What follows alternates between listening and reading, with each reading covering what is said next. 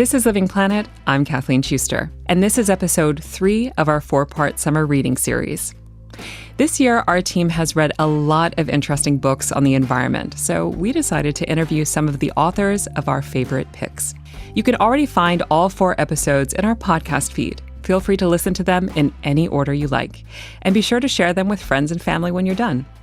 Before we get started with this episode, a quick reminder that we want to hear from you. Let us know what you've been reading this summer, when it comes to nature and the environment, that is. You can leave us a voice note at dw.com/livingplanet. There's no need to download or sign up for anything, just hit record. That's dw.com/livingplanet. Thanks. We can't wait to hear from you. Now over to Living Planet's Neil King. I chose Surviving Climate and Chaos because I don't really know all that much about dinosaurs. I can never get the names right, except for T-Rex. And what drew me to Evan Jevnikar's book specifically is that it looks beyond dinosaurs as these giant prehistoric creatures and asks what their rise and eventual extinction can teach us about climate change today. It really was that question that drew me in. So here's my conversation with Evan Jevnikar. Evan, welcome to Living Planet. Thanks for having me, Neil. I'm glad to be a part of it. Evan, before we start, I should say this episode, it has become very, very popular in my house. I have 3 young boys who are rather obsessed with dinosaurs. I told them I was interviewing a paleontologist about dinosaurs and climate change, and they were extremely impressed. I've never been so impressed with my work ever. Well, I'm glad you're going to have a lot to talk about after this. Yeah, I think so too.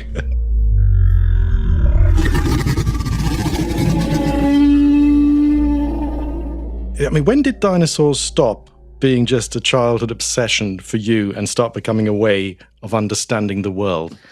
It's a good question. I feel like it's always been a way to understand the world. I just didn't know it when I was a kid, because when I was a kid, when I first remember liking dinosaurs, it was kind of around the time that Jurassic Park came out. And I know so many paleontologists are like, man, Jurassic Park is what got me into dinosaurs. But for me, the one thing that got me in was this documentary that came out around the same time called Walking with Dinosaurs. A television event you'll never forget. As real as it gets. Walking with Dinosaurs. And it was very different than Jurassic Park, where you have T-Rex and Velociraptor running after people, eating them. It's just like, just monsters. Walking with Dinosaurs was so different in that it showed these as animals. Like they're big, they're weird. We don't see these things anymore, and they have a completely different lifestyle than us. They kind of look like monsters, but they're actually just animals. They just don't look like anything we see today. And I think that framing really set me up as like, wow, I want to learn more about these animals. Another thing I think when it kind of hit of like, oh, I think I kind of want to really lean into this more is when I was in, I think, middle school, we had like this weekly thing where we had to give a report on current events. And every week I would always bring up a new dinosaur. And I just thought it was really interesting that like we're learning more about dinosaurs, and we're always learning more about dinosaurs. Like we've never hit this thing like, all right, guys, let's wrap it up. We figured it all out. Like T-Rex, for example, we know so much about that dinosaur. It's kind of crazy. Like the fact that we know what its vision was like, what its metabolism was like, how it grew. Our knowledge is increasing as time goes on. And I just think it's such a really cool field to be a part of because you're always learning more.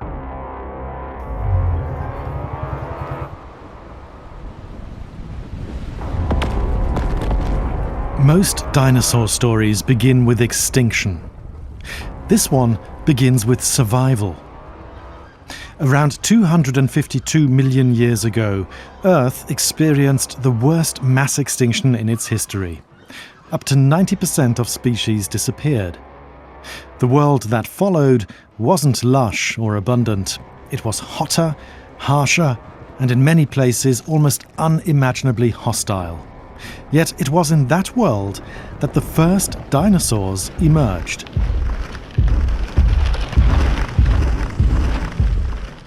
What made dinosaurs so remarkably resilient for so long? That's such a good question. We kind of see that some of the first dinosaurs maybe pop up around after the end Permian extinction, which was the worst mass extinction that Earth has ever faced in all of history. 90% of all life went extinct, and it created the pretty hostile conditions of Pangea. A lot of people think of Pangea, they're like, oh, it's just all the continents mashed together, but most people don't think of like what Pangea was actually like. And it was just this giant global desert where things were extremely hot, giant wastelands. We don't find any fossils in that time period in the equator because it was so hot. The first dinosaurs were really good and adapted for like an apocalypse scenario. They are really well adapted to this thing called the Lilliput effect, which is, I think when people hear of extinctions and evolution, it's like, you know, survival of the fittest, the strongest make it through, but it's actually the total opposite. The biggest ones are the first to go. And all of these really specialized animals, they go extinct very quickly. It's actually the small, generalist, omnivore animals that can hide, that don't need to eat much. They're the ones that can make it through these climate crises or just any type of extinction event. To put that into perspective, the extinction event Evan's describing there wiped out roughly 9 out of 10 species on Earth. What struck me listening to that answer is how different those first dinosaurs were from the creatures we usually imagine. No giant predators, no towering long necks, just small, adaptable animals making a living in a difficult world. It's a very different image from the one many of us grew up with.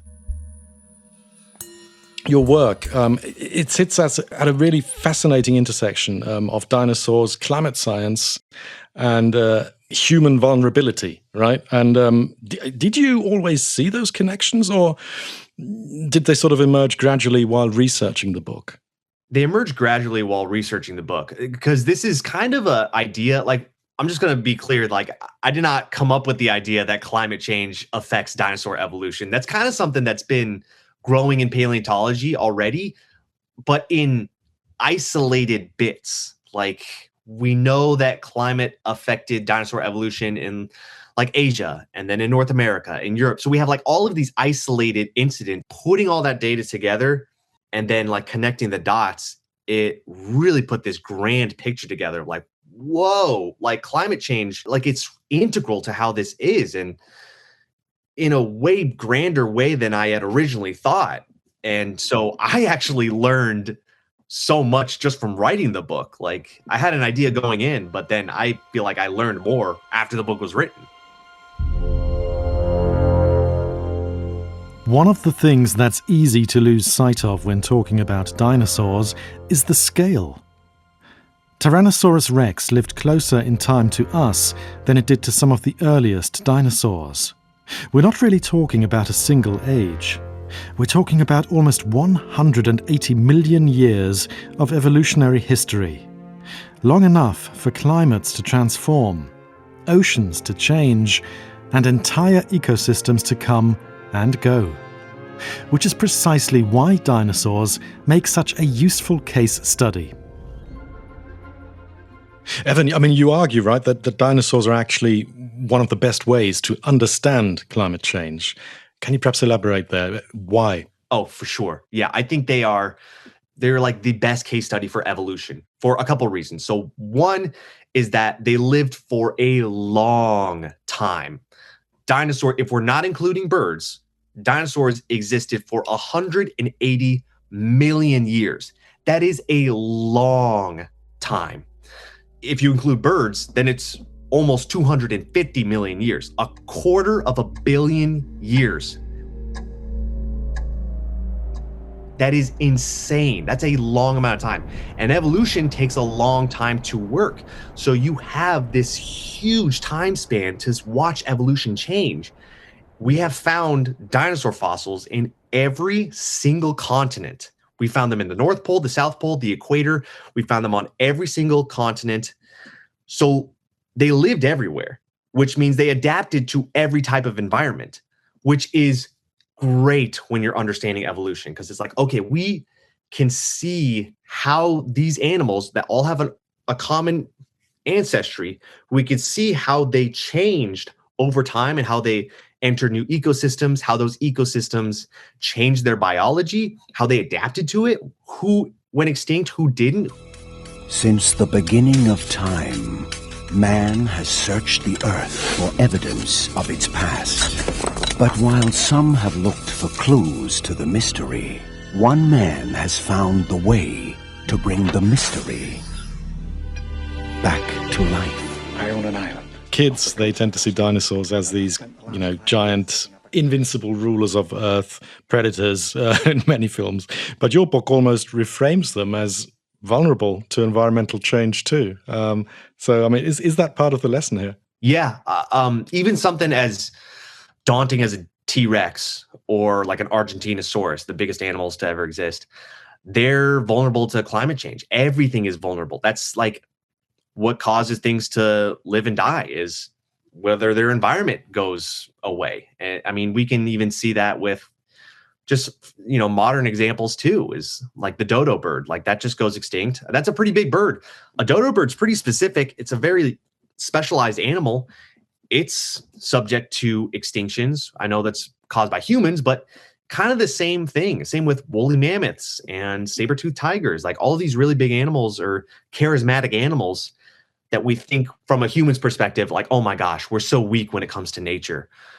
But so is all animals. Like it's all life. Like everything dies and it's all kind of tied to their ecosystem and how stable it is. But as we just established, the earth is not stable. In some points, it's really unstable, and that causes a lot of extinction. So all life is subject to that. We'll be right back after this short break. I'm Amy Scott, host of How We Survive, a podcast about the messy business of climate solutions. To a lot of people, geoengineering might seem like a dangerous, outlandish way to play God. But some are embracing this sci-fi-inspired approach as a solution to the climate crisis. Listen to How We Survive on your favorite podcast app.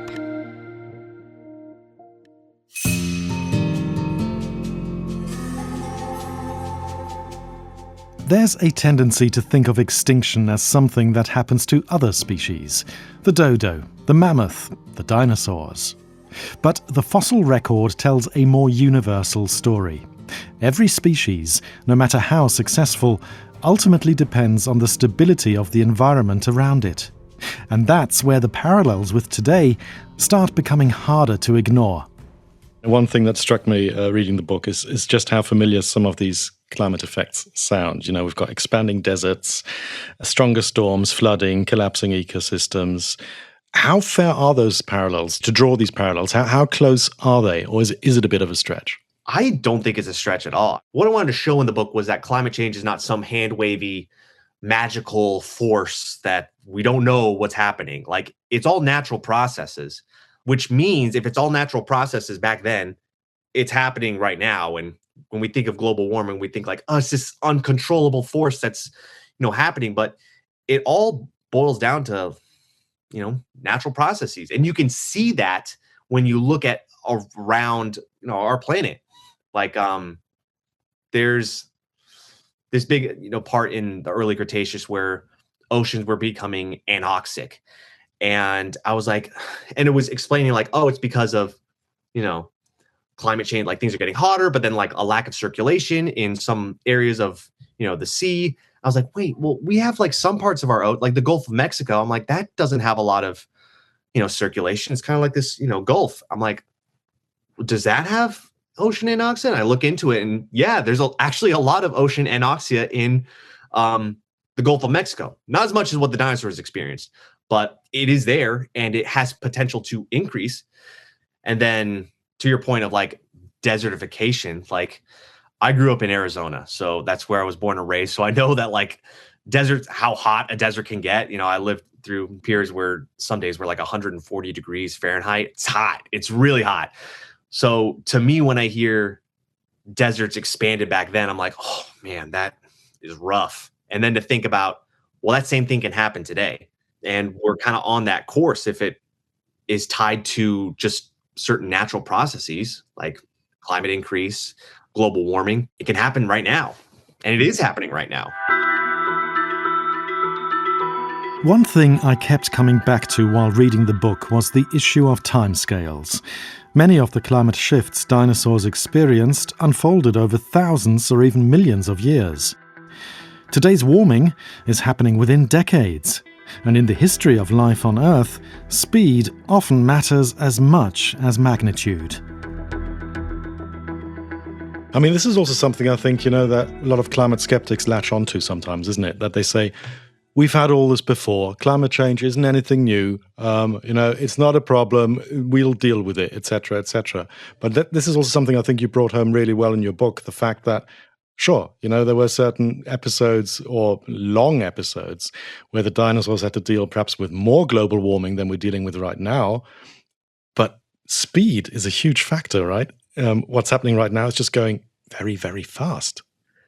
Yes. Yeah. I didn't want to write this book from a doom and gloom perspective. To your point of like, oh, dinosaurs went through this. Like, I think that's what skeptics say is like, well, life has lived through ups and downs. Like, we're going to make it through. And it's like, life will make it through.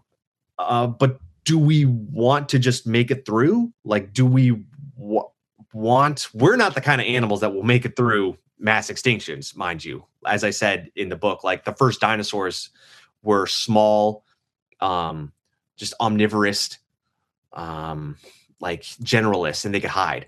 That's not us. We are not built for handling, climate crises, and a lot of animals today are not. And so it's kind of understanding like, okay, we're not the kind of things that are going to make it through, but we know that animals can make it through. And when you look at how dinosaurs rebounded after all of these extinctions, you see that like, okay, like there's things that happened that cooled the planet or that warmed the planet up from these cold snaps. And it makes it realize like, okay, if that stuff happens essentially randomly and without any influence, dinosaurs just had to take it. Like if the climate warmed, they couldn't cool it down. Or if it got cold, they couldn't warm it up. They just had to see who made it through. We're actively influencing our climate right now and causing global warming. That's pretty established.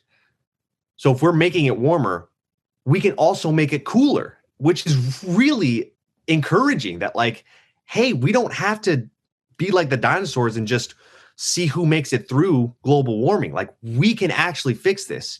And it's all based on just the things I talk about in my book of like, expanding green spaces or, carbon sequestration. Like it's all things that we can actively do and break it down into steps that makes it less despair. Like it actually makes it encouraging in a way and hopeful for the future that this is a problem that we can fix.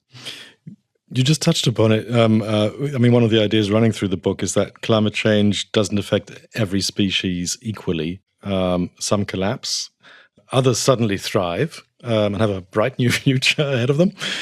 Humans, you already just pointed out, are probably not among those survivalists, these species that are smaller, more general in their approach, that we're not going to make it through a kind of extinction event that the dinosaurs faced. Hypothetically speaking, how would we have to evolve as humans to make it through? To make it through? That's a great question. I think realistically we can't, but let's pretend that we can. Okay. Let's pretend that we could alter our biology to make it through global warming. We would essentially have to like take notes from reptiles and look back to what things were like in the Triassic, because the reason why the Triassic is filled with reptiles is based on a lot of things. Before the dinosaurs, it was mostly the ancestors of mammals that were reigning. Like reptiles were not that big. It was kind of a colder planet at the time, similar to modern day, our climate right now.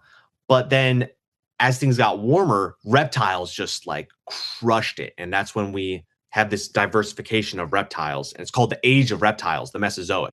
I know dinosaurs make up most of those reptiles, but predominantly it's the reptiles. And it's because of their lungs. So we breathe in and out, and we have just our, two chambers of our lungs, which is fine for our atmosphere now. But back then, it was extremely wasteful because we don't actually absorb all of the oxygen in the atmosphere. We waste a lot of it when we breathe it out because we have to breathe in and then out. Archosaurs, which are modern day crocodiles and alligators, and birds, which also dinosaurs, they fall into archosaurs. They have what's called a unidirectional lung. So it's kind of hard to imagine. They still like breathe in and out, but it's like a circle. So the air passes through, actually, it goes through an air sac first, collects oxygen. It sits there, moves to the lung in the next breath, collects oxygen, moves to the next air sac, takes a breath, and then goes out. So they're extracting way more oxygen than mammals do. And then when you pair that efficient lung with the fact that CO2 is the main driver of climate change, when like an oxygen starved environment that's also hotter, they can breathe better than mammals that are wasteful breathers.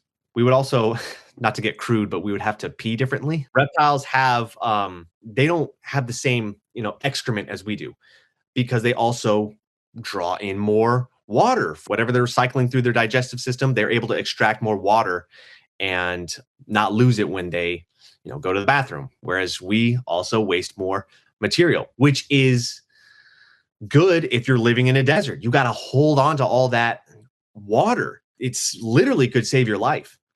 And then also the fact, just minor stuff too, like the scales are a little better at retaining water than, our bare skin, condensation and just perspiration.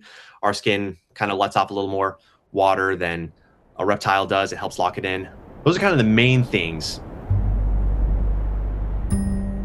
If there's a recurring theme in dinosaur history, it's that evolution rewards what fits the world as it is, not necessarily the world as it used to be. The reptiles that flourished during the age of dinosaurs were extraordinarily well adapted to hotter, drier conditions. Humans, as it turns out, may be far more dependent on a narrow set of environmental conditions than we often assume.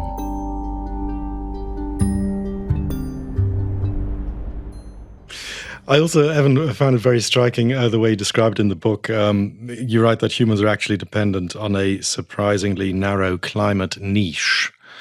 It really kind of brought it home to me as well, just what a great window of opportunity we currently have on this planet, the conditions that we have right now. Can you perhaps explain a bit more, just how narrow this niche is? Yeah, it's surprisingly narrow. I think we think that humans can live everywhere because we currently do. But when you realistically look at the data, there was a study that came out that looked at, the past, I think it was like 50,000 years or longer, and looked at like the population of humans. And it found that we cluster towards temperate forests. They also looked at like the health of modern countries, and they found that some of the healthiest countries were in temperate forests. And so like Europe, obviously Europe is it's been a hub of like Western civilization for thousands of years. It's because it's a temperate forest. Same with a lot of North America, like the United States. Its success is also partly based on the fact that it's a temperate forest. And then also places like Asia. Like if you kind of look at the strips of where most of the successful countries, like the more developed countries, it's because they live in temperate forests. And I thought that was really striking. I was like, that's really crazy. And then when you pair that with, climate change affects the distribution of these temperate forests, they recede closer to the poles and they tighten. That's not good. That means that countries are going to become harder to live in. The success of countries, it affects like global economics, which is kind of out of my wheelhouse. But the fact that it causes economic changes, it causes global changes in population dynamics. I mean, we see like a lot of, migration between different peoples and stuff. And that's because of a increase in desertification, because we are naturally drawn towards these temperate forests in a way. So it sounds so simple, but it's a very interesting and profound thing to kind of realize that, like, oh, if we just kind of optimize towards that, or at least try to keep it from shrinking, then that's a great North Star to hold to.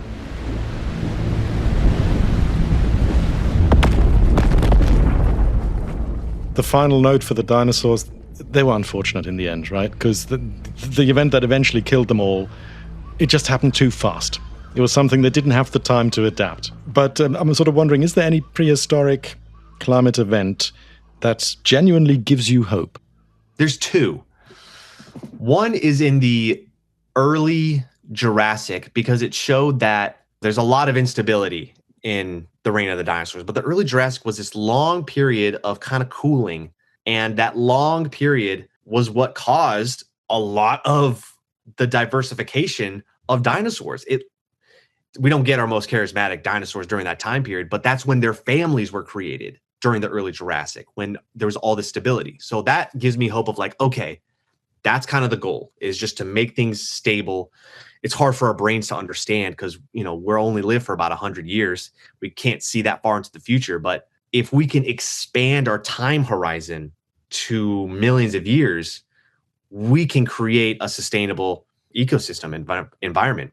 And then the second thing was that there's this event that happened in the mid-Cretaceous. It's called the Cenomanian-Turonian thermal maximum. It was the middle of the Cretaceous, and climate change, they went through a serious period of global warming. Similar to today, we're going through a lot faster global warming than they did, but it was the hottest that dinosaurs had experienced in almost the entire Mesozoic. So it reached these huge peaks, and it caused a lot of changes and a lot of extinctions, but then it dropped at equally the same, and then things rebounded.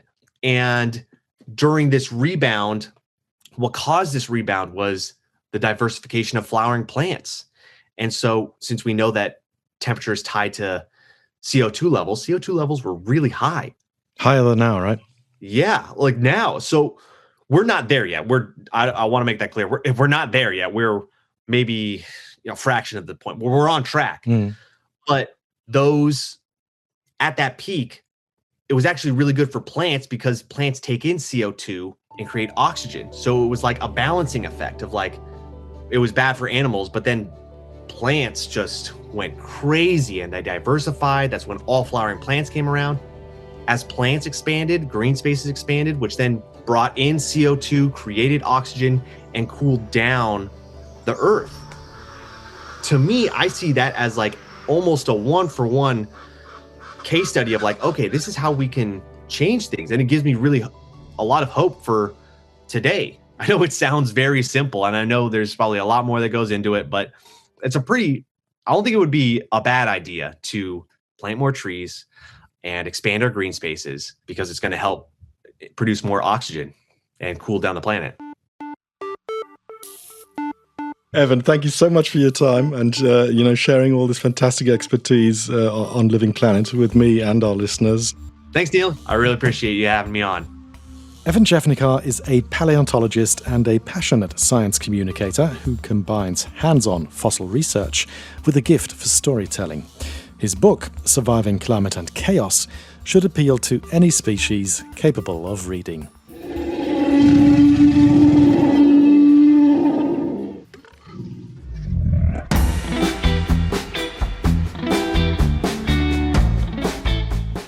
That's all we have for you for this week's show. This episode was part 3 of our 4-part summer reading series.